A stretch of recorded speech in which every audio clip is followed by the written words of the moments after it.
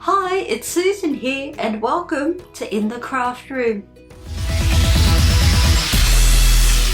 Today we've got issue 20 and it's all about the checkers. We're going to be making the checker square. There are a lot of variations of the checkered square and the checkered block. Here's just a few of them.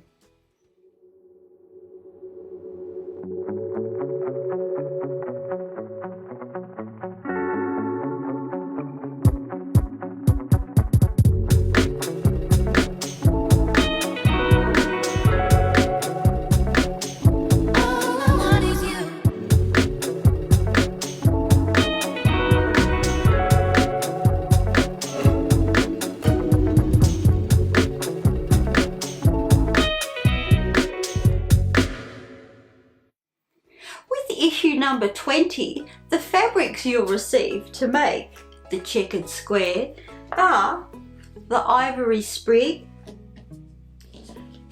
the pink stripe,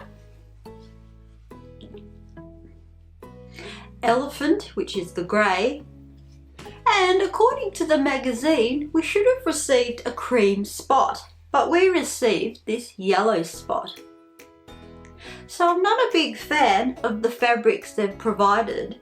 I don't think that they go well together. They're too clashy and a bit old and dowdy and not very vibrant.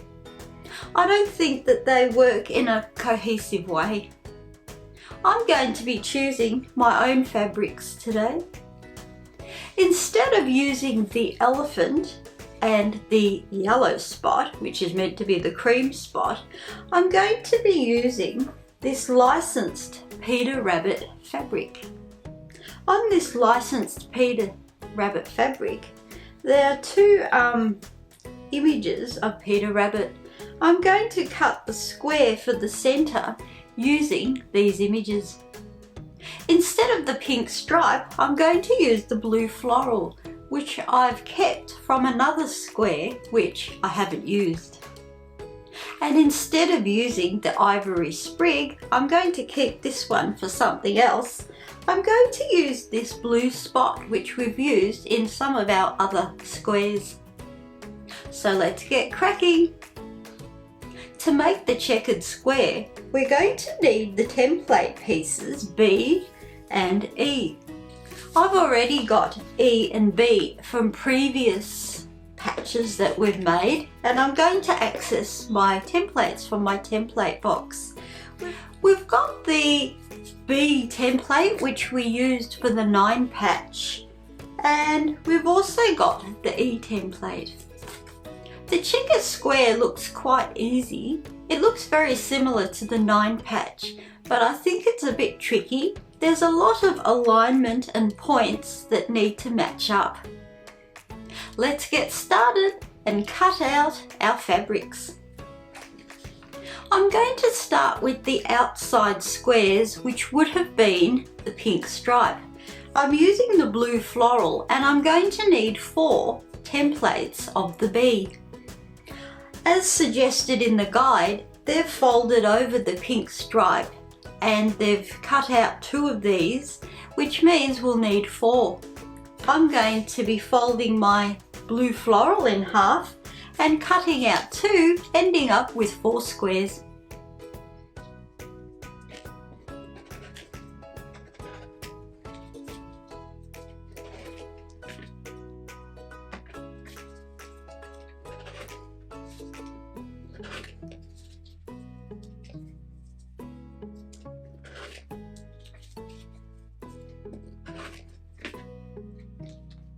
I'm now going to cut out our E template pieces, which would have been the ivory sprig fabric. We're going to be using this blue spot instead. I folded over the fabric and I'm going to cut out 2, which will leave us with 4 of these rectangles.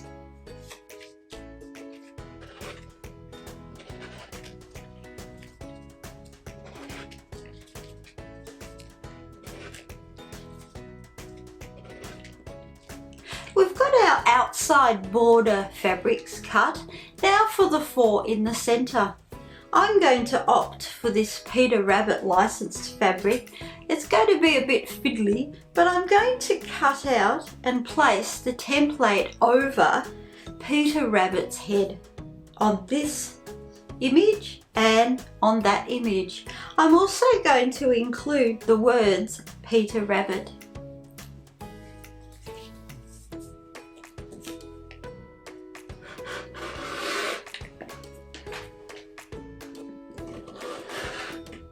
Our 12 checker square pieces are all cut out and ready to go.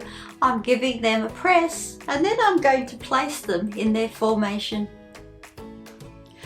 And here we have my version of fabrics in the checker square. These colours and patterns are a lot more pleasing to me, and I'd rather have these on my quilt. But if you're going to swap around all of the fabrics like I have, to keep my quilt consistent, I've kept all of the fabrics that I've used in a separate tub. And whenever I change the fabric, I access these fabrics, as these are the only fabrics and patterns that I'm going to be using on the quilt. I've printed out a copy of the Peter Rabbit completed quilt, and this helps me when I choose fabrics so that I use the same fabrics again that are mine, and that they don't clash, or that I use the same fabrics next to each other. I use this chart as a bit of a guide to help me in my fabric selections. It's not said that when I get to sew all my squares and patches together that I'll do it in this order, but I don't want too many of some of the same fabrics. I'd like a good mix.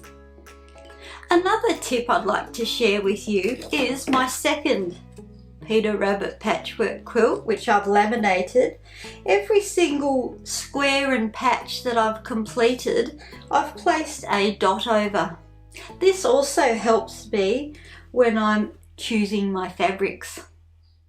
So we're up to stitching, and I think it might be a bit of a tricky job.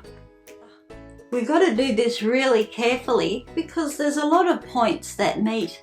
I'm going to start sewing the 2/4 pieces in the center together first.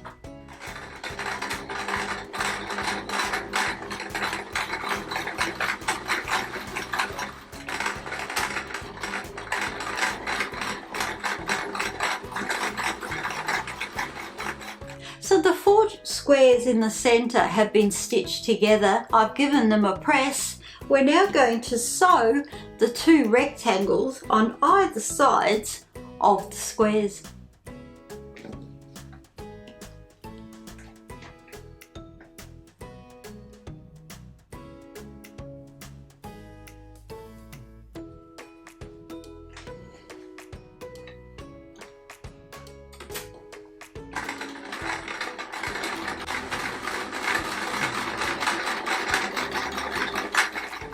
Once we've sewn the center panel together, I'm going to sew the 2 squares on the either side of the rectangle together. So I've got 2 strips.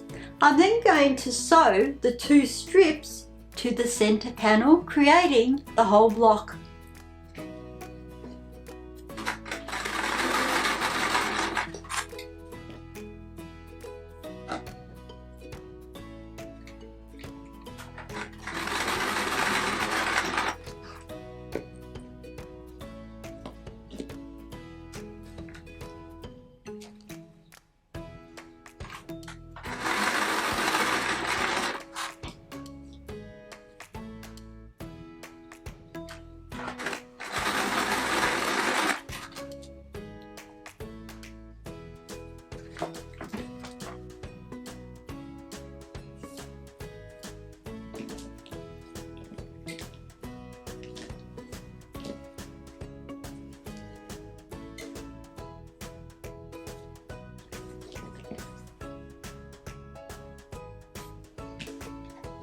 I'm now going to stitch the top panel to the center panel and the bottom panel to the center panel.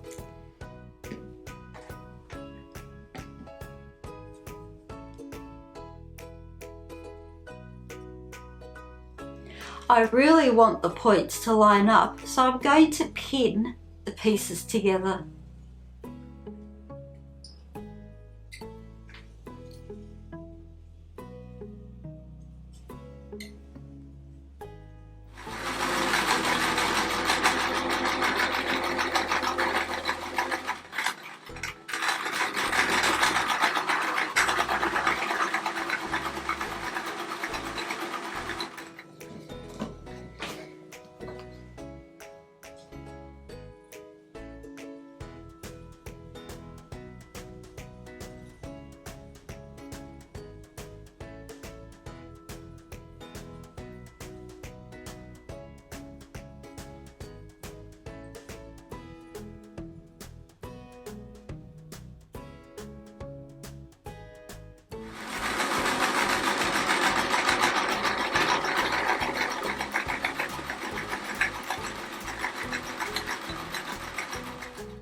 And here we have the checker square.